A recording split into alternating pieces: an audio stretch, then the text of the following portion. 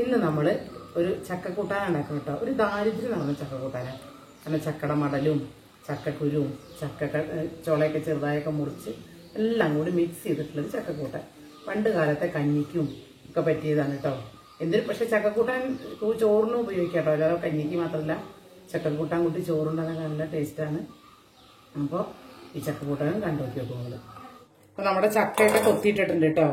ഇനി ഞാൻ എന്താ കാണിച്ചതെന്ന് വെച്ചാൽ, നമ്മൾ ഈ ചക്കക്കൂട്ട ഉണ്ടാകുമ്പോൾ പണ്ട് കാലത്ത് കേട്ടോ, പണ്ടല്ല ഇപ്പോഴും ഇപ്പം അങ്ങനെയൊക്കെ ആയിരുന്നു. കാരണം ചക്കയൊക്കെ കിട്ടൽ കുറവല്ലേ. എന്നിട്ട് പണ്ടാണെങ്കിൽ ഇതാ ഇങ്ങനെ ചക്ക മുറിച്ചിട്ട്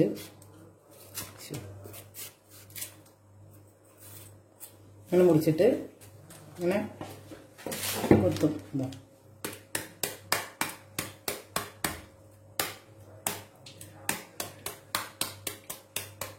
ഇതൊക്കെ ഇട്ടിട്ടാണ് അന്ന് കൂട്ടാൻ വെച്ചിരുന്നത്.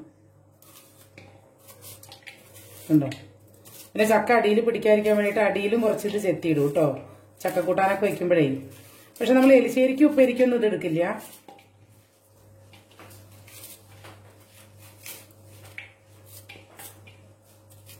ഇങ്ങനെ ചെത്തി ഇങ്ങനെ എല്ലാ ചക്കടയും ഇങ്ങനെ ചെയ്യും. എന്നിട്ട് എന്ത് ചെയ്യും, ഇത് നമ്മൾ ഇവിടെ നിന്നാണ് ചക്ക, ഇതിന് ഇവിടെ നിന്നാണ് ചക്ക എടുക്കുക. ഇങ്ങനെയാണ് ഞങ്ങളുടെ വീട്ടിലൊക്കെ എല്ലാവർക്കും ഇങ്ങനെ തന്നെ ചെയ്യാം. ഞങ്ങൾ അധികം വീട്ടിൽ ചക്ക വറക്കുക ചെയ്യാം കേട്ടോ. എന്നിട്ട് ഇതാ ഈ ചക്ക അങ്ങനെ ഇട്ട് ഇതിനെ വറക്കണമെങ്കിൽ നമ്മൾ എന്ത് ചെയ്യണം, എന്നിട്ട് ഇതിൻ്റെ ഈ മൂക്കും ഇതൊക്കെ വീണ്ടും നമ്മളിതാ ഇങ്ങനെ ചെത്തും. എന്നിട്ട് ഇതാണ് ഇങ്ങനെ എടുത്തിട്ട് നമ്മൾ വറക്കാൻ ആക്കും. വറക്കാൻ മാത്രമല്ല, ഇനി എന്ത് ചെയ്യുകയാണെങ്കിലും ഈ കുരുവിനെടുത്തിട്ട് വേറെ പാത്രത്തിലേക്ക് മാറ്റിയിടും. അങ്ങനെ വേറെ പാത്രത്തിലേക്ക് ഇടും. അപ്പോൾ ഇത് ഇനി ഒന്നെങ്കിൽ ഉപ്പേരിയോ കൂട്ടാനോ എടുക്കാം കേട്ടോ. പക്ഷെ അങ്ങനെയാണ് വെട്ടുക എന്നാണ് ഞാൻ കാണിച്ചു തന്നത്. ഇതാ ചക്കക്കുരു ഇടും. ഇനി വീണ്ടും അങ്ങനെ ചെത്തിയിട്ട് ഉണ്ടോ,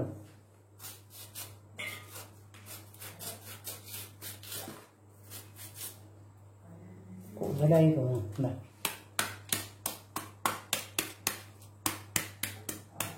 ഇങ്ങനെ ചുള എടുക്കുക ചെയ്യുക അധികം. ഇന്നെന്താ പറയുക, ഇന്നത് ചക്കക്കൂട്ടാൻ വെക്കുകയെ ഒക്കെ ചെയ്യാം. ഇതും ചുളയും കുരുവും ഒക്കെ ചേർത്തിട്ടേ അത് നമുക്ക് ചക്ക പുഴുങ്ങുകയോ ചക്ക വറക്കുകയോ ഇത് വേണമെങ്കിലും ചെയ്യാം. അപ്പൊ പണ്ടൊക്കെ അങ്ങനെ ചെയ്തിരുന്നത്. പക്ഷെ ഇതൊക്കെ ഇട്ടതാണ് കേട്ടോ ചക്കക്കൂട്ടാൻ ടേസ്റ്റ്. പിന്നെ നമ്മൾ കേട്ടിട്ടില്ലേ, ചക്ക ഒറ്റയ്ക്ക് വെക്കാൻ പാടില്ല അത്ര. ചക്കയുടെ ഒക്കെ അന്ധവിശ്വാസമായിട്ടോ ഞാൻ പറയാ. പണ്ടത്തെ ഇങ്ങനെ അച്ഛമ്മമാരും അമ്മമാരൊക്കെ ഇങ്ങനെ വെറുതെ ചൊല്ലു പറയല്ലോ, അയ്യോ ചക്കയ്ക്ക് വിഷമാവും, ചക്കക്കുരു ഇടണം അങ്ങനെയൊക്കെ പറയും. ഇത് നമ്മളെന്ത് ചെയ്യും, ഈ ചവനയൊക്കെ കളഞ്ഞിട്ട് വീണ്ടും ചെയ്യും. പക്ഷെ നമ്മളിന്ന് ചക്ക പുഴുങ്ങാനാ പോണത് കേട്ടോ. അതിനാണ് ഞാൻ ഈ ചക്ക അങ്ങനെ എടുക്കുന്നത്.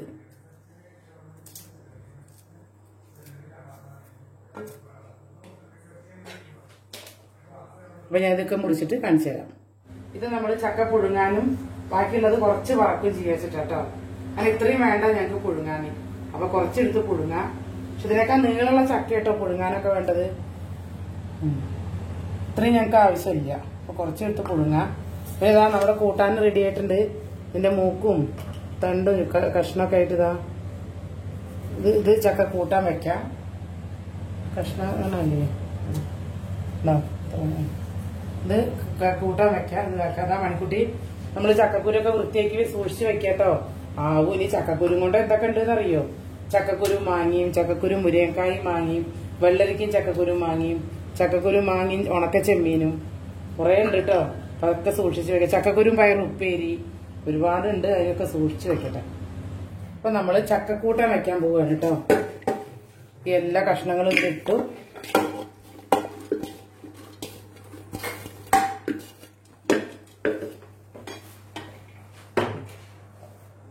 മഞ്ഞൾപ്പൊടി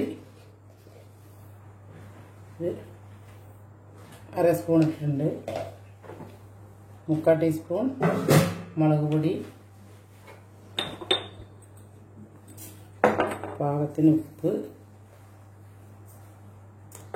1 സ്പൂൺ എടുക്കാൻ വേണ്ടി അത്യാവശ്യം വെള്ളം ഇരുന്നോട്ടെ കേട്ടോ. ഇത് നമ്മുടെ ചക്കക്കൂട്ടാനാണ്.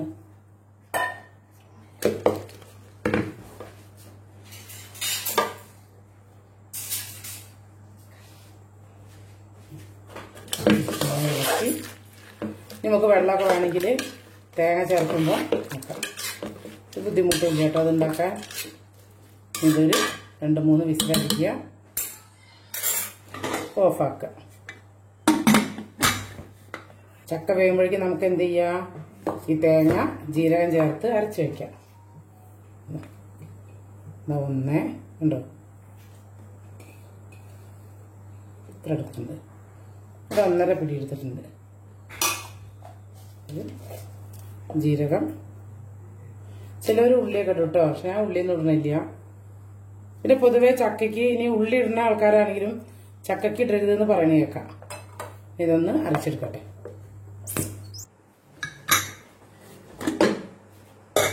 നമ്മുടെ ചക്കക്കൂട്ടാൻ ഇവിടെ വെള്ളമൊക്കെ വെച്ച് നന്നായി വന്നിട്ടുണ്ട്.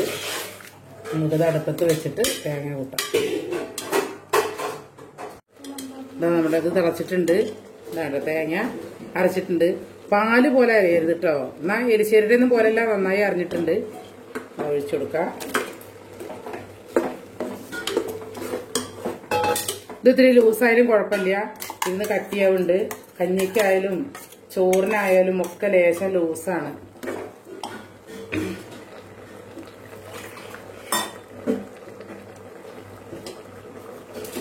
ലൂസായിട്ടാണ് ആക്കിയിട്ടുള്ളത്. അങ്ങനത്തെ ലൂസൊന്നും അല്ല കേട്ടോ. അതാണ്ടോ പണ്ടത്തെ കഞ്ഞിയുടെ ചക്കക്കൂട്ടാൻ. നമുക്കിത് ചോറിൽ വെച്ചിട്ട് തിന്നാം. ഉപ്പൊക്കെ ഉണ്ടോ നോക്കാം.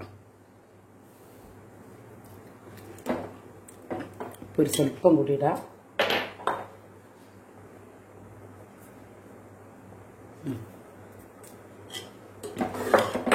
ഇതിൽ എരിവൊക്കെ കുറച്ചേ ഇടാവൂ, കാരണം പുളിയൊന്നും ഇല്ലാത്തല്ലേ, അപ്പൊ വേഗം പിടിക്കും. ഇതിനൊപ്പം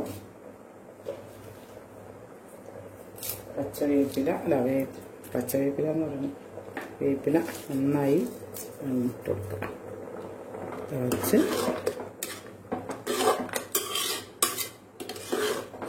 ഇത് നന്നായി തിളയ്ക്കുക.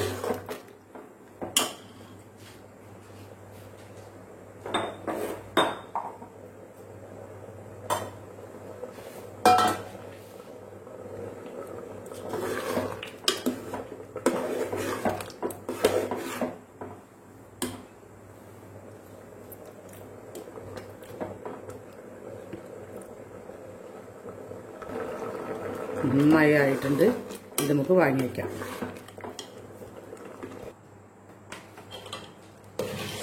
ഇതിലേക്ക് ഒഴിച്ചു വയ്ക്കാം.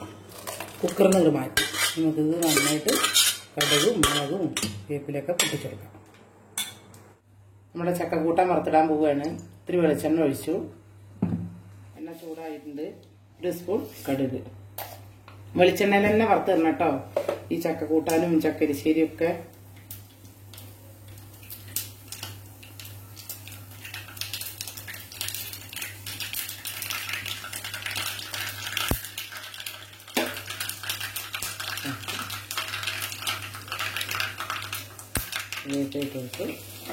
അങ്ങനെ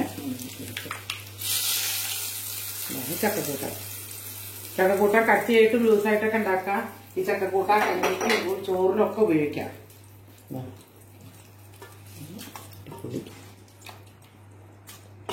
ചോറുണ്ണാൻ തോന്നുന്നു അല്ലേ. നമ്മുടെ ചക്കക്കൂട്ടാൻ റെഡിയായി. നമ്മളിന്ന് ചോറിനാണ് കേട്ടോ അത് ഒഴിക്കുന്നത്. ഞാൻ പറഞ്ഞല്ലോ, നമ്മളെ പണ്ടാണ് കഞ്ഞിക്ക് ചക്കക്കൂട്ടാൻ, പക്ഷെ ചോറിനും കഴിക്കൂട്ടത് ഇഷ്ടമുള്ളവര്. അതാണ് ഞാനൊരു ലൂസായിട്ട് ഉണ്ടാക്കിയത്. ഇതാണോ, ഇത് കട്ടി ലൂസല്ലാതെ ഉണ്ടാക്കാം. അപ്പൊ നമുക്ക് ചോറിന് കഴിച്ചോക്കാം കേട്ടോ. അപ്പൊ ഞാൻ ഇതിന് കോമ്പിനേഷൻ ആയിട്ട് നല്ല ഉണക്കമുള്ള വറുത്തതാണ് ഉണ്ടാക്കിയിട്ടുള്ളത്. എന്താ പറയുക, എനിക്ക് എപ്പോഴോ ഒരു ചെറുപ്പത്തിൽ കടന്നു കയറിയ ഉള്ളിൽ കയറിയ ഒരു നൊസ്റ്റാൾജിയാണ് കേട്ടോ. പണ്ട് അമ്മായി വന്നിട്ട് തറവാട്ടിൽ ചക്കക്കൂട്ടം ഉണ്ടാക്കുമ്പോ ഏറ്റുമുളക് ഇത്തിരി മുള്ളനും കൂടി വറക്കല്ലേ എന്ന് പറഞ്ഞു. അപ്പൊ അത് മുതൽ ഞങ്ങൾ മാക്സിമം അങ്ങനെ ഉണ്ടാക്കും. അപ്പൊ അങ്ങനെ മുള്ളൻ വറുത്തതിന് നല്ലൊരു കോമ്പിനേഷൻ ആയിട്ട് തോന്നിയിട്ടുണ്ട്. ഇനി ഞാൻ വെറുതെ പറയാണോ എന്നുള്ളത് നിങ്ങൾ നോക്കിയോ കേട്ടോ.